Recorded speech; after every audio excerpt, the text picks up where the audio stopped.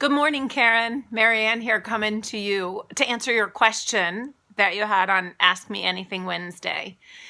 So the question is in the Facebook group, and it really does ask the question, is my horse, if my horse is responding to me and I am calm and don't want to canter off, and my horse wants to canter off, then why did she buck me off, essentially?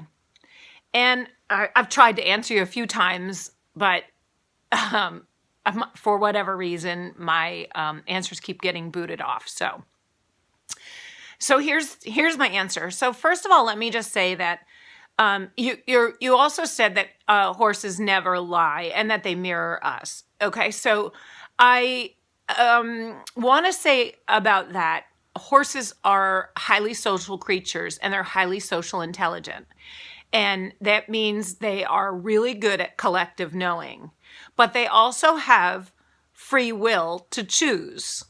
And while they do mirror who we're being, that doesn't mean that they don't get to choose in the moment what it is that they want or how they're going to act or interact or react.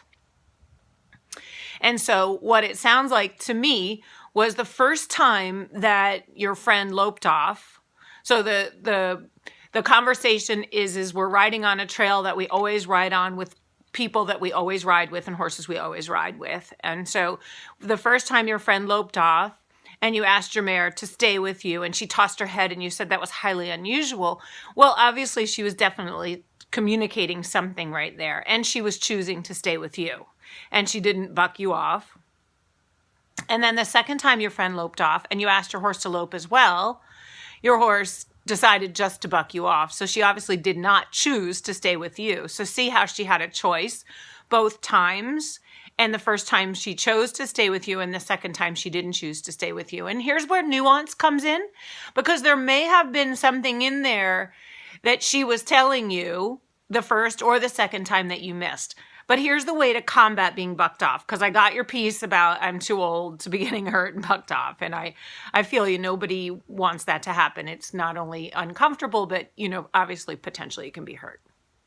So here's the thing about how to avoid being bucked off. So if you can really get good at one rein riding, you're going to get really good at being able to direct the bend. Now, it's not impossible for a horse to buck while it's bent or bending, but it makes it much, much harder for them to get any leverage if they're off balance and their hindquarters is not tucked up underneath of them and they don't have that actual power to do that. Now, some horses are very talented buckers, and they're going to be able to do that.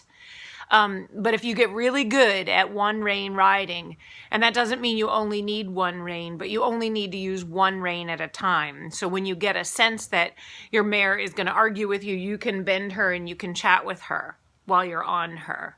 I'll see if I can make a video about that for you and show you, or see if I can even find a video about that. I think I have one about rein positions and there's an emergency stop. If you understand that and you know that, that might prevent that in the future.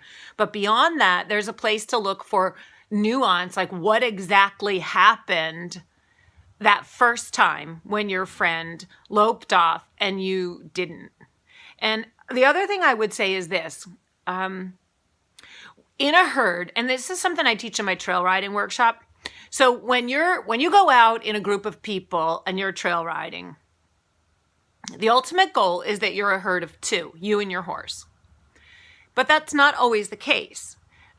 Sometimes when we go out and we're not a herd of two, if we haven't created that relationship that has us be the most connected in the herd, our horses can be more connected to other horses, maybe friends, maybe pasture mates, maybe horses they just identify with, and they can glom on to the herd dynamic. And that, again, is the idea of social intelligence. And then it's like you're riding the herd. It's like you're no longer riding your own horse. So one of the things you need to do is keep being in communication with your horse. And you need to set this up and practice this at home. One of the things I really like to do in my trail riding workshops is they're 2-day workshops. And the first day, we're home here in the arena where it's safe. And we practice what's known as leapfrog. So everyone's riding, and we're simply riding the perimeter of the fence, and everyone's riding in a line, in a single file line at a walk. When everyone is settled, when everybody says, yep, my horse is good right here, I'm settled, nobody's worrying about anything, the last person kind of leapfrogs to the front, the last horse and rider, and they walk. And you practice this at the walk at first. And then they have to pass every single horse and rider in the group. And every single horse and rider in the group has to just be good where they are. Casual rein, talking to their horse about being calm. You need to practice this as long as it takes for every single horse in the line to be calm on a casual rein. That means a loose rein where the horse says, yep, I'm staying with my person. They can pass and it's going to be fine. Then you begin to practice it at the trot. Everybody still in the line is walking, but the people passing are trotting.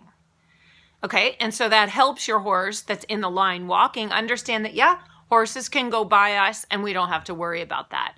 Again, casual rein. If any horse has to be talked to about staying with me, you talk to them, you go back to the casual rein. There has to be a lot of communication in the group about this. You have to keep sharing how you are, how your horse is. This could take all afternoon for you to practice this walking and then trotting. And then the ultimate goal is going to be that the last horse can canter past everyone. And every horse is in the line staying right with the person saying, yep, I know this deal. It's fine. One time I'm going to get the opportunity as well.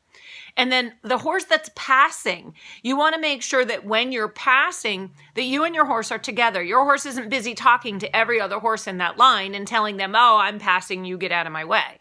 Like, you really have to manage that you and I are together and we are passing this group, whether it's at the walk or the trot or the canter. So I think that little strategy might actually make a difference for you if you can practice that at home. I hope so. So let me know. Certainly keep me posted about that. Yeah, that's all I have to say for now. I look forward to hearing your question next week because it seems like you have one all the time and I'm happy to answer. So thanks so much.